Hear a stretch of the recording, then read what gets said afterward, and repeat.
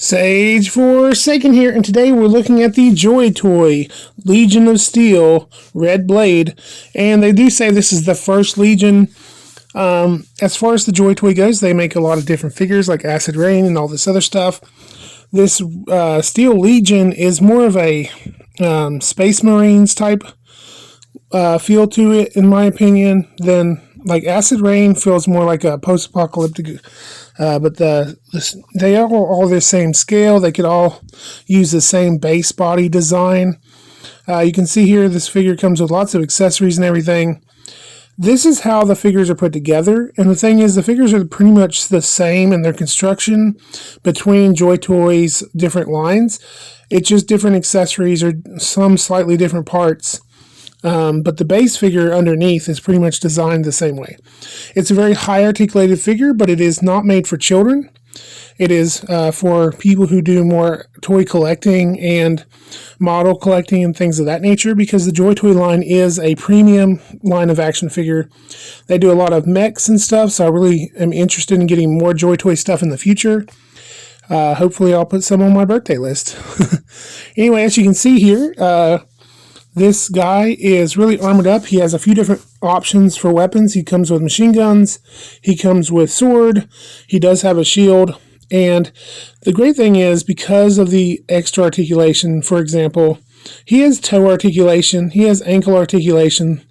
His ankles do pivot a little bit. They don't just go up and down, but they pivot a little bit. Double jointed knees. You know, there's a swivel and pivot at the waist of the leg, so that it actually is a very articulated figure. These armor pieces could slide off if you were taking it apart to see that under figure construction like we saw in the thing, but I didn't feel like doing that during this review, so I didn't do it. Now, you can see here, he's just kind of a bald-looking dude. He has a booster pack on him. He has all sorts of gear and armor all over him.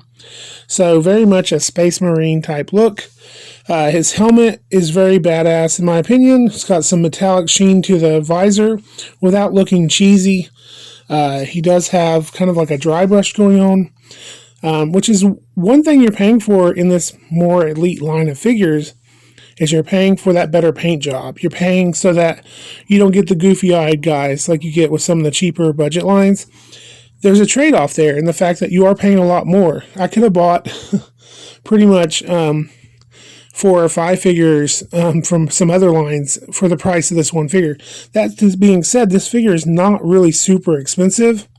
And what I mean by that is that, you know, it's not like some toy lines where, you know, you're paying hundreds of dollars. Like if you buy one of the mechs, yeah, you're paying hundreds of dollars. But the figures themselves are $20 to $30 typically.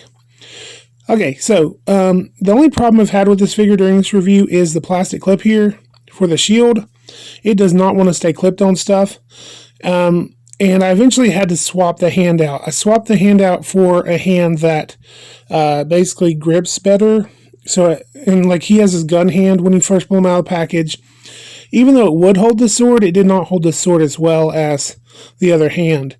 It takes a little bit of effort to get the hand on there. I dropped it 5 times during the review. I was under my desk more than once.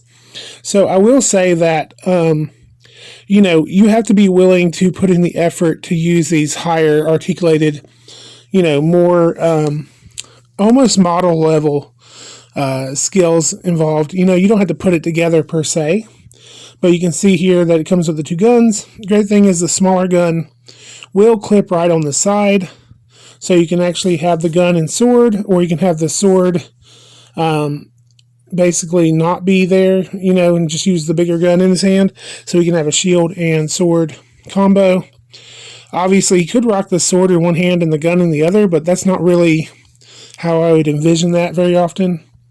You can see that the shield does have sharp edges, so you could definitely use it to do some damage. And the figure does pair to the size of a Fortnite figure. As far as they look good together, if I tone down the tones on the Fortnite figure and make it a little less like a cartoon figure. As far as the figure goes, if you like these videos, you want to see more, like, comment, and subscribe. And as always, pour on the plastic.